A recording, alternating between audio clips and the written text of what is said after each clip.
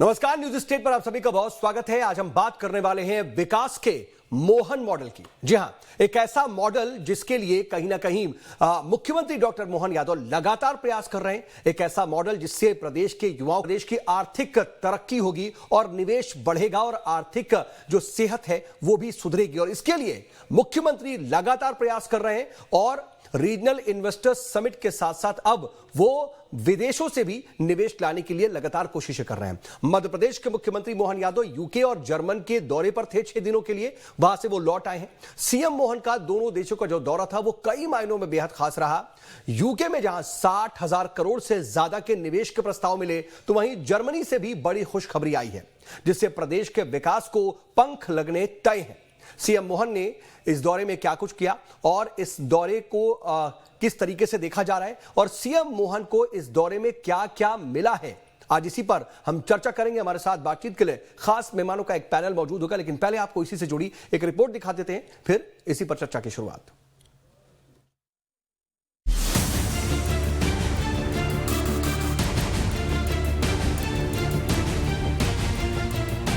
मध्य प्रदेश की कमान संभालने के बाद से ही मुख्यमंत्री मोहन यादव प्रदेश के विकास के लिए तत्पर हैं। सीएम मोहन यादव जहां लगातार परियोजनाओं का लोकार्पण और शिलान्यास कर रहे हैं, वहीं इन्वेस्टर समिट के जरिए प्रदेश में निवेश बढ़ाने पर फोकस कर रहे हैं। यही वजह है कि अगले साल भोपाल में होने वाले ग्लोबल इन्वेस्टर समिट से पहले मुख्यमंत्री मोहन यादव यूके और जर्मनी दौरे पर पहुँच गए, जहां उन्होंने प्रमुख उद्योगपतियों से संवाद कर मध्य प्रदेश में निवेश के लिए आमंत्रित किया। सीएम मोहन ने निवेशकों को भरोसा दिया है कि सरकार उनकी हर तरह से मदद करेगी। विदेश दौरे से लौटने के बाद मुख्यमंत्री मोहन यादव ने बताया कि दोनों देशों की यात्रा के नतीजे बेहद सकारात्मक रहे। यात्रा उपलब्धियों से भरी रही। अगले साल भोपाल में होने वाले ग्लोबल इन्वेस्टर समिट के लिए ये दौरा कम रहा।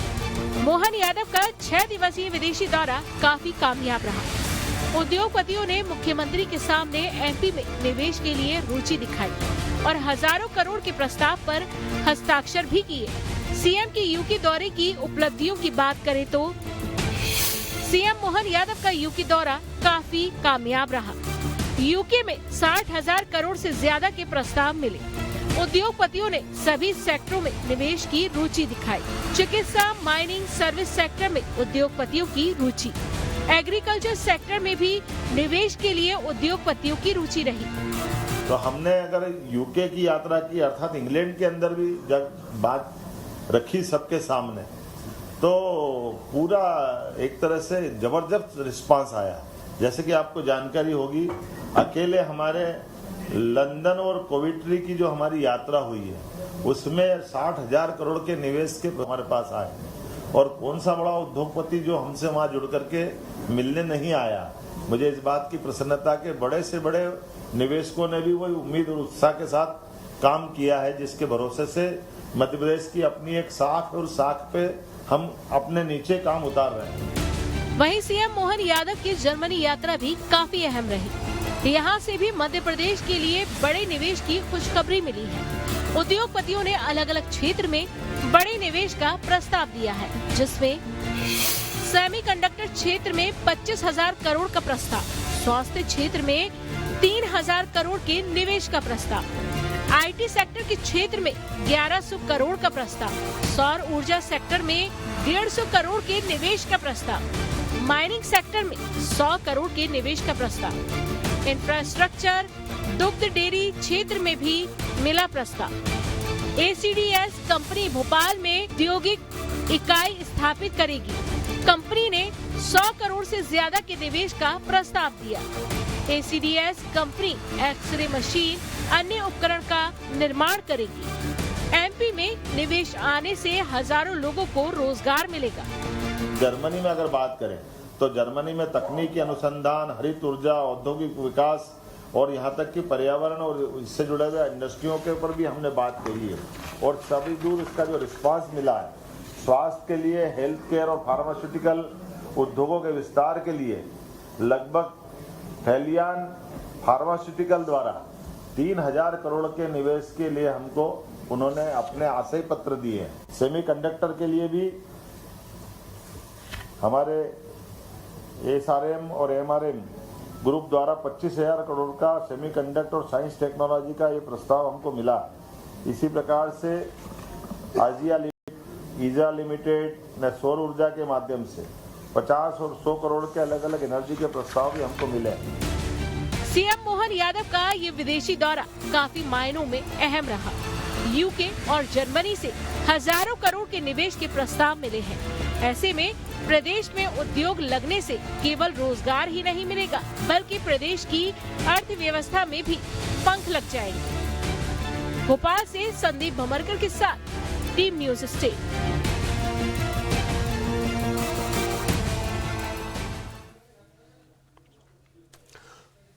तो ये है विकास का मोहन मॉडल, और जब से प्रदेश की कमान मुख्यमंत्री डॉक्टर मोहन यादव ने संभाली है, तमाम वो बड़े फैसले तो ले रहे हैं, लेकिन आर्थिक विकास और निवेश लाने के लिए जो उनके प्रयास हैं, उनकी तो पूरे देश में तारीफ हो रही है। बहुत प्रैक्टिकल अप्रोच की बात की जाती है, और रीजनल इन्वेस्टर समिट जैसा एक प्रोग्राम उन्होंने तैयार किया और उस पर वो काम कर रहे हैं, उसका असर तो मिला। अब फरवरी में ग्लोबल इन्वेस्टर समिट होनी है, उससे पहले 2 देशों की ये विदेश यात्रा बेहद सकारात्मक रही और काफी ज्यादा उत्साह बढ़ाने वाली नजर आ रही है, क्योंकि अगर ब्रिटेन से देखें तो 60,000 करोड़ रुपए और जर्मनी से तकरीबन 38-40 हजार करोड़ के निवेश का प्रस्ताव मिल रहा है। यह अपने आप में काफी बेहतर है। जरा इस पर हम बातचीत करते हैं और इससे प्रदेश को कितना फायदा मिलेगा समझने की कोशिश करते हैं। हमारे साथ 3 खास मेहमानों का एक पैनल जुड़ गया है। प्रदीप तिवारी जी वरिष्ठ पत्रकार मेरे साथ मौजूद हैं, तो आशीष वैश्य जी जो चेयरमैन हैं CII के, वो भी मेरे साथ जुड़ चुके हैं, और इसके अलावा MP CIT के सदस्य हैं अमित जैन जी,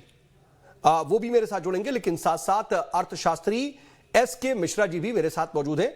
आप सभी का बहुत बहुत स्वागत है। और अमित जैन जी, मैं आपसे ही चर्चा की शुरुआत करना चाह रहा हूं, क्योंकि देखिए मुख्यमंत्री का जो ये एक बेहद प्रैक्टिकल अप्रोच, निवेश बढ़ाना, आर्थिक सेहत को सुधारना और इसका सीधा असर, माफ कीजिएगा अमित जैन, आशीष वैश्य जी, मैं आपसे ही शुरुआत करना चाह रहा हूं, क्योंकि जो मुख्यमंत्री डॉक्टर मोहन यादव का एक बेहद प्रैक्टिकल अप्रोच दिख रहा है प्रदेश में निवेश लाने के लिए, आर्थिक सेहत सुधारने के लिए, इसका असर रोजगार पर भी पड़ेगा। जाहिर सी बात है, जब इंडस्ट्रीज आएंगी और बहुत से बिजनेसमैन आएंगे तो उसका पर्यटन पर भी असर पड़ेगा, होटल इंडस्ट्री भी सुधरेगी। तो एक चहुमुखी विकास का कहीं ना कहीं एक रोड मैप, एक रूपरेखा कहीं ना कहीं दिखती है। आप इसे कैसे देखते हैं?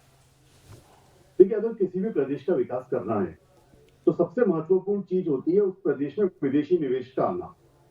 अगर हम दूसरे स्टेट्स की बात करें तो जितने भी डेवलप्ड स्टेट्स माने जाते हैं देश के अंदर, चाहे वो गुजरात हो, चाहे तेलंगाना हो, चाहे तमिलनाडु हो, चाहे आंध्र प्रदेश हो, वहां पे सब पे काफी ज्यादा विदेशी निवेश आया है और काफी सालों से आ रहा है, जिस कारण वहां पे एक बहुत बड़ा निवेश का मॉडल क्रिएट हो चुका है। दुर्भाग्यवश हम अभी तक प्रदेश में जो भी निवेश की बात करते थे वो केवल दूसरे राज्यों का निवेश होता था।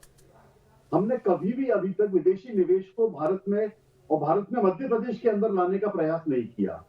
तो मुझे सबसे बड़ी खुशी है कि प्रदेश सरकार ने इस तरफ ध्यान दिया, और क्योंकि मैं CII का स्टेट चेयरमैन हूं और हम इस नेशनल पार्टनर हैं गवर्नमेंट ऑफ मध्य प्रदेश के, बिल्कुल, और मेरी टीम वहां पे लंदन में भी गई थी, CM साहब के साथ, जर्मनी में भी गई थी, तो वहां हमने महसूस किया कि वहां के लोग उत्साहित हैं मध्य प्रदेश में निवेश को लेके, और उत्साह का सबसे बड़ा कारण यह है कि वो उत्साहित है भारत में निवेश करने के लिए।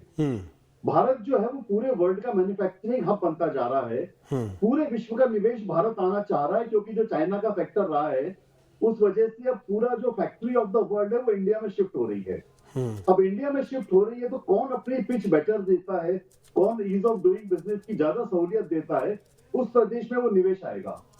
विदेशी निवेशक पहले ये निश्चित करता है कि मुझे किस देश में जाना है और उस देश के बाद मुझे किस, तो देश में उसको भारत में आना है वो सुनिश्चित कर चुका है। अब भारत में उसको किस प्रदेश में जाना है ये निर्भर करता है कि कौन सा प्रदेश कितनी सहूलियत देता है और उनको किस प्रकार से अप्रोच करता है। तो सबसे बड़ी बात है कि हमारे मुख्यमंत्री खुद निवेश आमंत्रित करने गए हैं, बिल्कुल ठीक, ब्यूरोक्रेट्स नहीं गए हैं, तो उससे बहुत बड़ा एक पॉजिटिव मैसेज जाता है। और देखिए आशीष जी, मैं इसीलिए समझना भी चाह रहा था क्योंकि आपकी टीम भी मुख्यमंत्री के साथ इस दौरे में थी, इंटरैक्टिव सेशंस का भी पार्ट थी, लंदन में भी मौजूद थी और उसके बाद जर्मनी में भी। तो जो वहां का अप्रोच दिखाई दिया और खुद मुख्यमंत्री की तरफ से जो निवेश का ऑफर दिया गया, उसका कितना असर हो रहा है और आने वाले वक्त में मध्य प्रदेश की अर्थव्यवस्था, उसकी आर्थिक स्थिति पर कितना फर्क पड़ेगा और रोजगार के कितने अवसर बनेंगे, अगर आप इसको कुछ समझ पा रहे हो तो जरा दर्शकों के लिए बताइए। देखिए सिंपल सी बात है कि अगर एक अधिकारी जाता है वहां पे तो आधिकारिक लेवल पे चर्चा होती है, पर जब एक प्रदेश का मुखिया जाता है, वो भी इतने बड़े जो कि विश्व में 70-80 कंट्रीज के बराबर पॉपुलेशन रखता है, तो उस प्रदेश का मुखिया जब किसी जगह जाता है और बोलता है कि मैं आपके यहाँ निवेश लेने आया हूं, तो एक पॉजिटिव मैसेज जाता है। लोग समझते हैं कि ये बिजनेस समझते हैं, बिजनेस करना चाहते हैं और विदेशी निवेश यही देखना चाहते हैं कि आप कितने पॉजिटिव हैं। और उसके बाद मुखिया वहां पे जा रहा है, पूरी टीम के साथ जा रहा है और तुरंत निर्णय ले रहा है। अगर जर्मनी में किसी ने जमीन मांगी और उन्होंने उसको तुरंत अलॉट किया, तो इतना ईज ऑफ डूइंग बिजनेस तो दुनिया में चाइना में भी कभी नहीं होता था जो आज मध्य प्रदेश के अंदर हो रहा है। चाइना में भी इतना फास्ट काम कभी नहीं हुआ जो आज हमारा मध्य प्रदेश कर रहा है। तो ये ग्लोबली हम एक जाहिर कर रहे हैं कि हम बहुत बड़ा कर रहे हैं, और जब निवेश आएगा तो तब रोजगार तो इतना क्रिएट होगा कि हम सोच नहीं सकते। उद्योग बनेगा तब रोजगार होगा। और क्या ये सभी सेक्टर्स में होगा? क्योंकि देखिए अलग अलग सेक्टर्स के जो युवा हैं वो नौकरी की तलाश करते हैं, पलायन के लिए कहीं ना कहीं बातें उठती हैं कि भाई प्रदेश में रोजगार नहीं मिलता, इसलिए कहीं ना कहीं बाहर जाते हैं। क्या हर देख रहे हैं कि यहां पर एनर्जी सेक्टर में भी काम हो रहा है, यहां पर हेल्थ सेक्टर में भी निवेश आ रहा है, यहां हम देख रहे हैं आईटी सेक्टर में भी निवेश आ रहा है, होटल इंडस्ट्री और टूरिज्म में भी निवेश आ रहा है। तो क्या इन सभी सेक्टर्स के युवाओं को भी एक तरह से रोजगार के मौके मिल रहे हैं?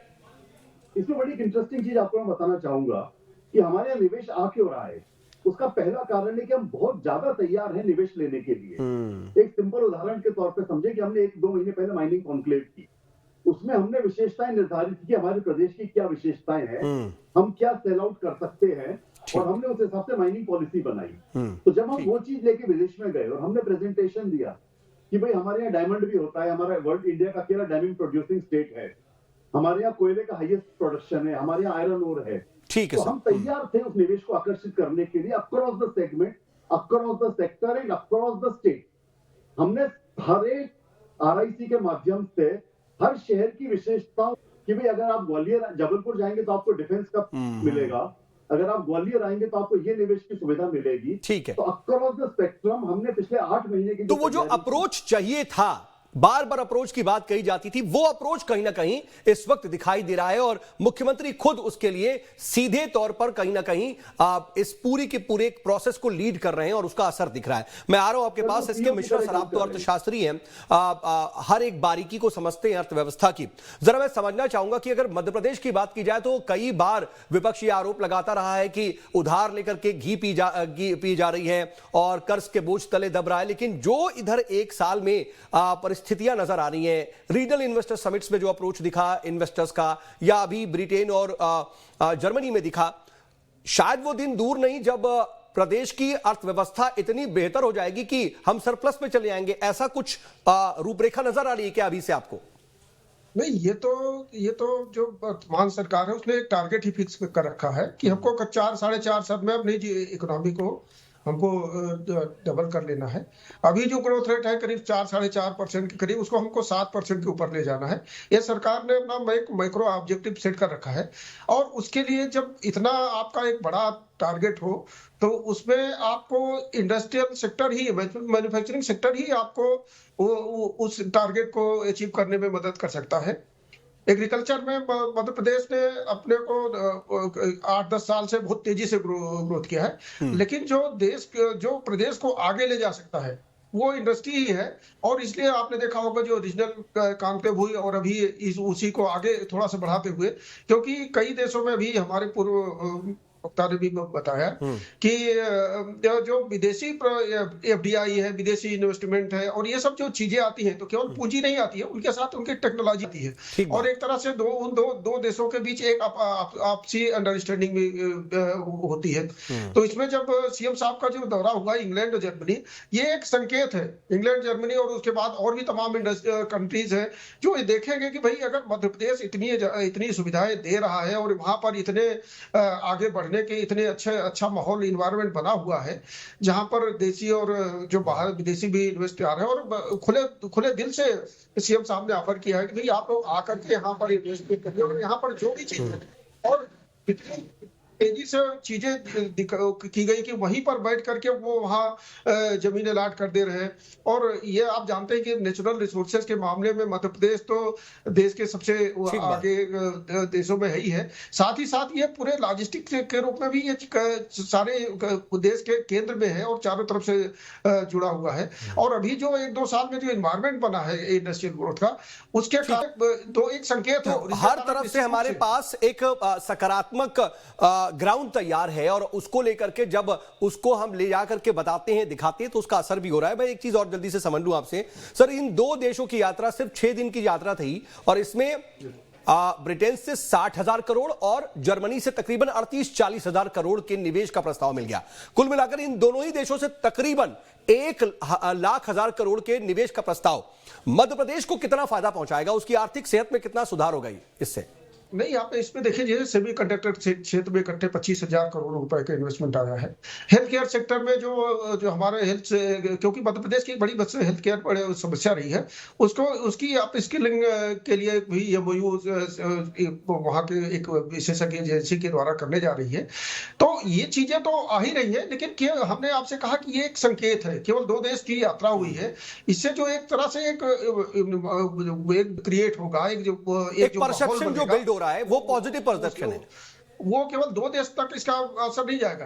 इंडिया में और भी तमाम देश है जो इन्वेस्ट करने के लिए ऑप्शन दे, क्योंकि इंडिया तो इस समय बहुत तेजी से आगे बढ़ रहा है। तो देख रहे हैं, तो उसमें मध्य प्रदेश बहुत तेजी से, केवल जो अभी महाराष्ट्र, गुजरात, उधर तमिलनाडु स्टेट्स में जाते थे, कर्नाटक में, तो वो मध्य प्रदेश भी उसमें बराबर भागीदार बनेगा। तो निश्चित रूप से इससे मध्य प्रदेश का एक औद्योगिक वातावरण तो मजबूत होगा ही। प्रदीप तिवारी जी, मैं एक चीज समझना चाह रहा हूं, जब बात इन्वेस्टमेंट की आती है ना, तो ऐसा नहीं कि कोई भी एक पर्टिकुलर राज्य इसकी कोशिश करता हो। मतलब उत्तर प्रदेश में भी लगातार निवेश की कोशिशें हो रही हैं, हमने देखा कि वहां पर भी जो है इंडस्ट्रीज समिट हो रही हैं, वहां पर निवेशकों को आमंत्रित किया जा रहा है। छत्तीसगढ़ में भी होता है, राजस्थान, तमाम और साउथ के खास तौर पर प्रदेशों का खास तौर पर जिक्र होता है। मध्य प्रदेश के मुख्यमंत्री और यहां की सरकार क्या ऐसा अलग कर रही है कि इतना तेजी से इसका असर दिखाई दे रहा है? अभी 1 साल भी सरकार को नहीं हुआ है, उसके नतीजे और उसके जो असर हैं वो सामने दिखने भी लगे हैं। क्या अलग अप्रोच है यहां का? देखिए, मैं जब से देख रहा हूं 2008 से लगभग, देखिए 2008 से लगभग लगातार भाजपा की सरकार रही, बीच में 1-1.5 साल के लिए कांग्रेस सरकार आई थी। लेकिन आप देखें तो उद्योगपतियों को लुभाने के लिए मध्य प्रदेश सरकार ने काफी प्रयास किए हैं। और शिवराज जी की जब सरकार थी तब वो कई बार समिट मीट इंदौर में भी किया, ग्वालियर, कई जगह उन्होंने भी समिट मीट किया, लेकिन उसके रिजल्ट 10% आए। और आप देखें तो आर्थिक स्थिति में भी मध्य प्रदेश में आप, और जो रिजल्ट की बात कर रहे हैं 10%, विपक्ष इसको बार बार जो है सवाल में भी लगता था कि भाई आप इन्वेस्टर समिट कर रहे हैं, नतीजा बताइए। जी, लेकिन उसके आप देखें तो खर्चे देखें तो कई गुना हुए। लेकिन ने एक बड़ा ये जो विजन उठाया है कि रीजनल समिट मीट कर रहे हैं, ये जैसे अभी बिंद में, ये रीवा में किए, ग्वालियर में किए, सागर में किया। तो मुझे लगता है कि इससे जो छोटे उद्योग धंधे हैं, जो लघु उद्योग जिसको हम कहते हैं, उसके माध्यम से जो छोटी कंपनियां हैं, चाहे वो देश में काम कर रही हो, चाहे बाहर की जो बड़ी वो कंपनी है जो निवेश करना चाहते हैं अपने, लेकिन सब देखिए इसके पीछे बड़ा एक माहौल है, क्योंकि जो जिनको काम कराना है, जो क्रियान्वयन करने वाले प्रशासनिक अधिकारी हैं, उनकी क्षमताओं पे प्रश्न चिन्ह है। सरकार तो प्रयास ये कर रही है, लेकिन जब आप जमीन लेने जाते हैं, जब NOC लेने जाते हैं, तो जो बड़े उद्योगपति हो या बड़े उद्योगपतियों को तो चूंकि सेंट्रल लेवल से और स्टेट लेवल में वो सीधे CM और इनसे कॉन्टेक्ट में रहते हैं और सारी चीजें हासिल कर लेते हैं।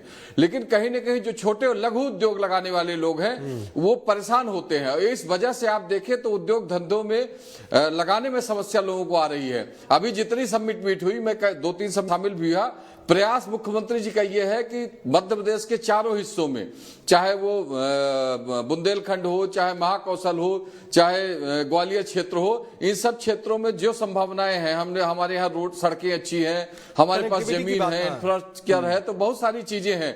लेकिन जब हम लगाने के उद्योग धंधे लगाने की बात करते हैं तो कहीं ना कहीं हमको समस्याओं का निराकरण करने के लिए भी एकल विंडो की जो नहीं, तो वो भी तो उसको भी तो ईज ऑफ डूइंग बिजनेस के तहत, सिंगल विंडो प्रोसेस के तहत इसको भी तो आसान बनाने की कोशिश हो रही है। तो क्या प्रदीप जी आप देख रहे हैं कि जो एमएसएमईज हैं, बिल्कुल ठीक बात आपने कही कि जो बड़े बिजनेसमैन हैं, बहुत बड़ी बड़ी इंडस्ट्रीज हैं, वो तो बड़े सीधे अप्रोच कर लेते हैं बड़े राजनेताओं से भी और अधिकारियों से भी, लेकिन एमएसएमईज को भी क्या आसानी नहीं हो रही है बीते महीनों में, और आने वाले वक्त में इसका असर नहीं दिख रहा है? बिल्कुल। आप देखें तो अभी जितने जो समिट मीट 3 या 4 समिट मीट लगभग हो गए। नर्मदापुरम में भी आज सीएम साहब ने बोला कि फिर समिट मीट होगी, इसके बाद ग्लोबल समिट मीट हम करेंगे। मुझे लगता है कि ये सबसे बड़ा विचारणीय प्रश्न ये है कि जिन लघु उद्योगों को हम आमंत्रित कर रहे हैं उनको हम 3 तरह से उन्होंने बांटा है पूरे सिस्टम को, कि बड़े उद्योग का अलग रहेगा, लघु उद्योग अलग रहेंगे। बहुत सारे जिनके पास इंफ्रास्ट्रक्चर नहीं है वो उद्योग लगाना चाहते हैं तो उनको जमीन और बहुत सारी सुविधाएं हम उपलब्ध कराएंगे। लेकिन जब हम उपलब्ध कराने की बात आते हैं तो कहीं ना कहीं बहुत सारी कठिनाइयां आती हैं, हर्डल्स आती हैं, बहुत सी रुकावटें आ जाती हैं, बहुत सी टेक्निकल परेशानियां भी आती हैं। मुख्यमंत्री ने कहा है तकनीकी दिक्कतें भी। तो मुझे लगता है कि सबसे बड़ी जरूरत आज की डेट में प्रशासनिक अमले को ठीक करने की है कि जो एकल विंडो में लोग जाते हैं उनको तत्काल निराकरण तो इसका जवाब जल्दी से ले लेते हैं। आशीष वैश्य जी जुड़े हुए हैं, सीआईआई के चेयरमैन है खुद, तो मैं जरा उन्हीं से कि आशीष जी देखिए, सभी जानते हैं कि जो एमएसएमई है ना, लघु उद्योग, वो किसी भी देश या प्रदेश की अर्थव्यवस्था की रीढ़ होता है।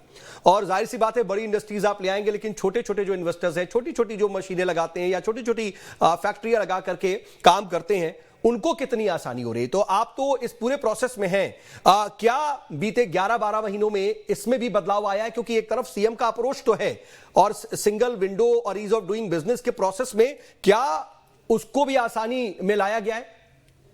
तो सबसे पहला प्रयास हमारा यही था कि हमें लघु उद्योगों को सशक्त बनाना है, उनकी परेशानियों को दूर करना है।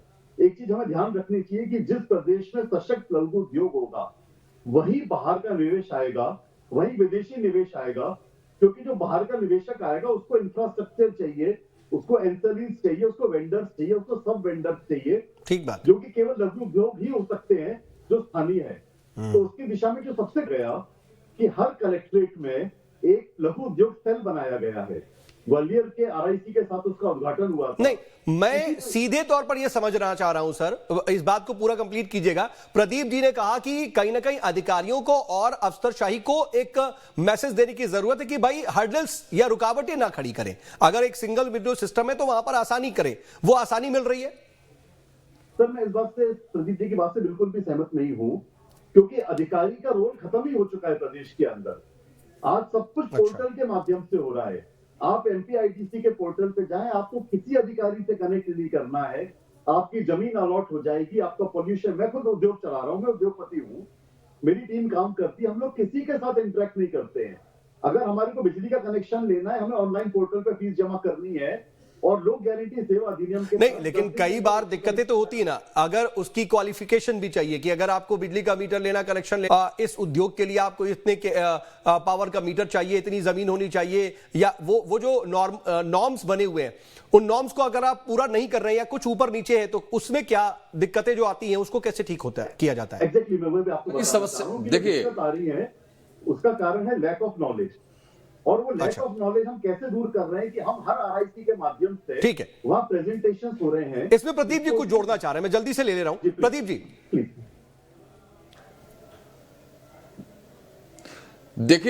देखिए जब जमीन हम आवंटित करते हैं तो अगर सरकारी जमीन नहीं, प्राइवेट जमीन हम लोगों से लेकर देते हैं तो उसमें विस्थापन की बहुत सारी समस्याएं हैं। और जब हम जमीन एक्वायर करते हैं उसमें उस समय बड़ी समस्याएं आती हैं। उसके अलावा जब हम वहां लाइसेंस लेने जाते हैं या इन्वायरमेंट क्लियरेंस करने जाते हैं तो बहुत सारे कई सारे उद्योगपतियों से हमने बात की है, जो छोटे उद्योगपति हैं, जो लघु उद्योग, मतलब कुछ नहीं, आपको ये लगता है कि अगर एक व्यक्ति है जिसके पास 20-50 लाख रुपए का इन्वेस्टमेंट है, वो एक रेस्टोरेंट ही ओपन करना चाहता है, तो उसको 2-3 तरह की एनओसीज चाहिए, क्या वो एनओसीज आसानी से मिल जाती हैं? आशीष जी अगर जवाब दें आप पर। सर की जो एनओसीज की जरूरत है, हर चीज आज लोक गारंटी सेवा अधिनियम के तहत आ चुकी है। आप अप्लाई कीजिए, आपको वो मिलेगा। होता क्या है कि हमारे यहाँ उद्योगपतियों को उतनी नॉलेज नहीं होती है, वो किसी न किसी बिचौलिए के माध्यम से चले जाते हैं। तो उसके लिए भी कोशिश हो रही है क्या? आप जैसा बता रहे थे जागरूकता की जा रही है, उन्हें कहीं ना कहीं एजुकेट किया जा रहा है? सर हर जगह है ना, वेबसाइट के अलावा, वेबसाइट पे तो सब कुछ अवेलेबल पहले भी था, आज भी है। फर्क अब ये हो रहा है कि अब हम जो रीजनल समिट कर रहे हैं उसमें उस प्रदेश में आपके माध्यम से, जो लोकल मीडिया है उसके माध्यम से स्कीमों का प्रचार प्रसार किया जा रहा है। ठीक है, आपके यहाँ ये तो माइक्रो लेवल पर भी काम हो रहा है, ऐसा नहीं है कि सिर्फ बाहर, माइक्रो लेवल पर भी काम हो रहा है। मिश्रा सर, ये एक एनवायरनमेंट बन गया है जो परसेप्शन बिल्डिंग या ब्रांडिंग की बात हो रही है। मैं समझना भी चाह रहा था कि दूसरे प्रदेशों से मध्य प्रदेश कितना अलग अप्रोच रखता है, और सर इसका असर जो दिख रहा है, आप एक अर्थशास्त्री की नजर से पहले और अब में क्या फर्क देखते हैं? देखिए, इंडस्ट्रियलाइजेशन तो एक प्रोसेस होता है, ठीक बात, और उसमें कहा गया कि भाई उसमें अड़चन आ रही, अड़चन तो छोटी मोटी रहती है और रहेगी, और लेकिन उसको कितना सरकार उसको उन अड़चनों को दूर कर रही है और कितना शिद्दत से उसके लिए कोशिश कर रही है, महत्वपूर्ण चीज ये होती है। मध्य प्रदेश कई चीजों में बड़े स्ट्रेटेजिक, इसकी एक तो लोकेशन बहुत अच्छी है, यहाँ पर जो जैसे कह रहे जमीन एक्वायर करने में, यहाँ और जो स्टेट है जैसे यूपी भी प्रयास कर रहा है, आपने कहा बिहार में भी बहुत से प्रयास हुए हैं, तो यहाँ पर मध्य प्रदेश ज्यादा बेटर पोजीशन में है कि जहां वो लोगों जो इंडस्ट्रियलिस्ट है, अगर उनको जरूरी जमीन चाहिए तो पावर चाहिए तो, और सर कनेक्टिविटी हमारी एक जो है ज्योग्राफिकल कंडीशन की कनेक्टिविटी हर जगह से, देश का दिल इसे ऐसे ही नहीं कहा जाता। फिर उसके बाद प्राकृतिक संपदा से धन्य तो है ही है, हमारे पास मौजूद सब कुछ है देने के लिए, बस एक अप्रोच की कमी थी। शायद वो अप्रोच कहीं ना कहीं अब मिल गया है। वो अप्रोच, वो एक कोशिश जो है वो नजर आ रही है प्रदेश के मुखिया द्वारा, जिसका असर अब दिख रहा है, और मुझे लगता है कि इसीलिए इसे विकास का मोहन मॉडल कहा जा रहा है और इसका असर दिख रहा है। चर्चा यही समाप्त कर रहा हूं सर, समय अब नहीं है। आप सभी हमारे साथ जुड़े और चर्चा में शामिल हुए, इसके लिए आपका बहुत बहुत शुक्रिया। कुल मिलाकर के अभी ये सिलसिला यही थमा नहीं है। रीजनल इन्वेस्टर्स समिट के साथ साथ अब देखिए विदेश यात्रा पर गए, वहां से भी एक सकारात्मक परिणाम आए, और अब फरवरी में ग्लोबल इन्वेस्टर समिट्स है। कुल मिलाकर के ये समझ लीजिए कि आने वाले वक्त में प्रदेश की आर्थिक सेहत में सुधार लगातार देखने को मिलेगा, और इसका असर हर एक सेक्टर पर और युवाओं को रोजगार मिलने पर भी पड़ेगा। रुकेंगे एक छोटे से ब्रेक के लिए।